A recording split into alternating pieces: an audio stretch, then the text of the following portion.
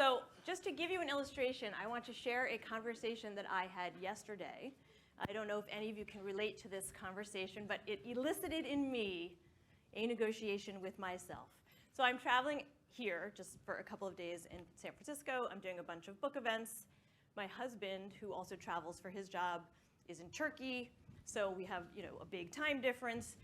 And we committed we would try to stay connected. So just at least drop me an email at the end of the day, tell me how the day went, fine. So we're doing that. And I did a big talk on Monday. Talk went fine. Yesterday I had half an hour in between coming back from an event and going to another event. And I thought, I'm going to go swim, take care of myself, do some little exercise. And Skype is ringing. And it's my husband. I'm thinking, well, I could just ignore that, actually. There is a very high risk that if I pick that up, I am not going to swim. So now I'm negotiating with myself already. And I think, no, I'm just going to pick it up and tell him, hi, I can't talk because this is my one little window. I can exercise, and I need to go. So I answer the phone. I said hi to him, explained my situation. He says, but I need to connect. He said, how did the talk go yesterday?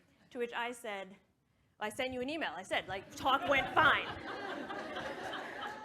We've handled that exchange, actually. So talk went fine. He's like, no, I really need to connect with you right now. And now I've just got all these, it's like a nightmare.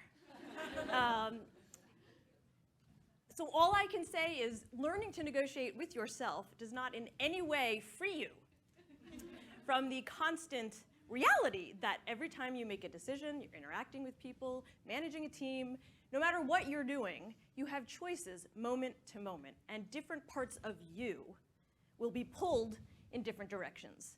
So understanding how that works doesn't make it go away, but it does make it a lot easier to make purposeful choices.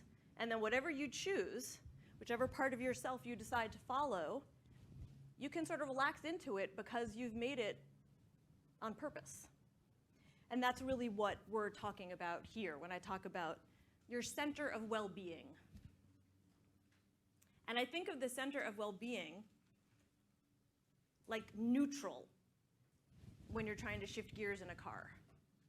It's very difficult to go straight from one of these to another, just like it would be hard to go from one gear to another. What actually works, for example, in the conversation I just had with my husband, I can see that I'm in warrior, right? I want to get things done. I have to send my slides. I want to go swim. I've got things to do. It's hard to go from there into lover. So I say to myself, okay, I'm noticing, obviously, what's going on. I'm just going to try to step out a little bit from warrior into the center and take a deep breath. So I hear my warrior. I want to swim. I get that. From center, I can make a decision. Should I, from here, meet him where he's asking me to, walk all the way to lover and say, okay, you know what? Forget the swimming. We haven't talked in a few days, and I'm gonna enter that space of contact and connection.